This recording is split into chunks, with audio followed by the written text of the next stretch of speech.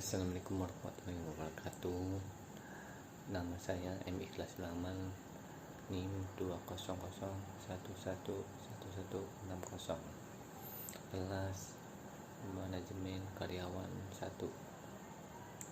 Saya akan menjawab soal kuis yang kemarin.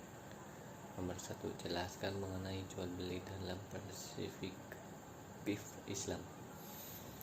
Menurut saya, syarat pengerti jual beli yang paling tepat ialah memiliki suatu harta, uang dengan mengganti suatu atas dasar izin syara. Sekedar memiliki manfaatnya saja yang diperoleh syara untuk selamanya, yang demikian itu harus dengan melalui pembayaran yang berupa uang. Surat Al-Ghazi ayat 30. Soal nomor 2. Jelaskan hukum jual beli.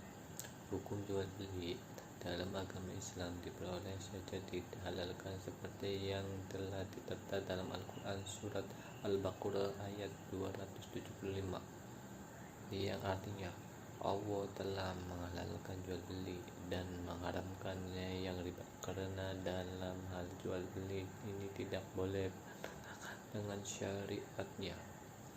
Soal nomor 3. Jelaskan rukun jual beli. Jual beli sendiri adalah pertukaran suatu barang karena memiliki nilai dengan uang atau alat pembayaran lain yang diakui pada suatu daerah tertentu. Transaksi ini ditujukan agar mendapatkan produk lain guna memenuhi kebutuhan baik bersifat primer maupun sekunder. Kata tersebut sendiri berasal dari bahasa Arab yaitu al-bai' yang berarti jual beli, sedangkan secara harfiah didefinisikan sebagai pertukaran atau mubahadah. Sebutan ini digunakan untuk menyebutkan penjual maupun pembeli sebagai penentu kebebasan dari transaksinya. 4. Jelaskan terjadinya perbedaan pendapat mengenai sahnya siapa yang boleh sebagai pembeli dan penjual. Syarat jual beli dalam Islam selengkapnya di atas telah dijelaskan. Rukun jual beli dalam Islam yang harus ada selanjutnya ada dibahas dengan lebih terperinci pada mengenai poin-poin di atas. Di bawah ini merupakan syarat jual beli dalam Islam selengkapnya. A. Kesepakatan bersama. Suatu setidaknya jual beli sah dengan syariat harus ada kesepakatan bersama. Berdasarkan surat Al-Nisa ayat 29 yang berbunyi, hai orang-orang beriman, janganlah kamu saling memakan harta sesamamu dengan jalan yang batil, kecuali dengan jalan pembingkangan yang berlaku dengan suka sama suka di antara kamu. Di zaman modern ini memerlukan tafsiran yang lebih luas mengenai kesepakatan bersama ini. Contohnya, kasusnya Anda ingin membeli minuman bersoda dari mesin. Tentunya hal ini sangat berbeda dengan transaksi jual beli yang umumnya terjadi antara dua orang manusia. Apakah transaksi itu sah menurut Islam? Untuk menjawab ini, berikut ini adalah 3 pendapat dari para ulama mengenai kesepakatan bersama. 1. Kesepakatan bersama hanya dapat diungkapkan melalui kata-kata yang kita ketahui sebagai ijab qabul.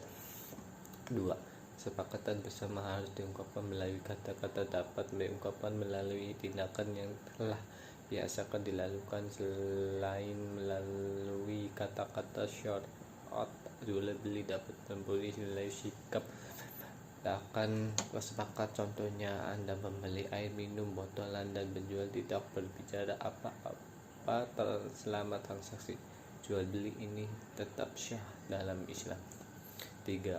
Kesepakatan bersama dapat dicapai oleh apapun yang menunjukkannya, baik itu melalui kata-kata atau sifat. Kesimpulan, transaksi jual beli menjadi syah ketika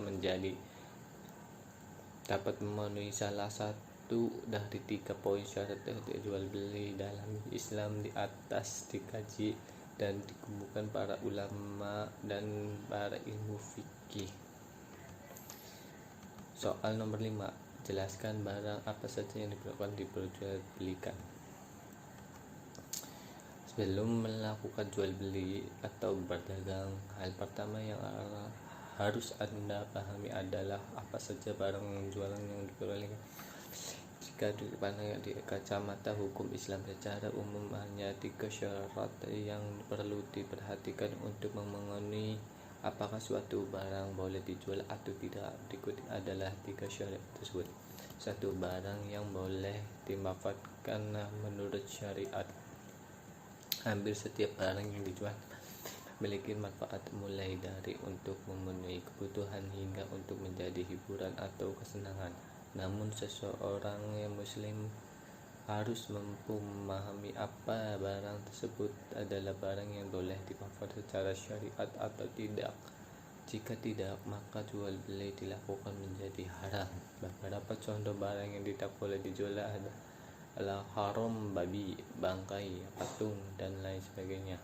Dan itu tidak boleh juga menjual segala yang haram yang tercampur dengan yang haram. Sesungguhnya jika Allah telah mengharamkan sesuatu, maka Allah juga mengharamkan hasil penjualannya. Hadis riwayat Abu Dawud dan Ahmad. 2. Barang yang bisa diserah terima.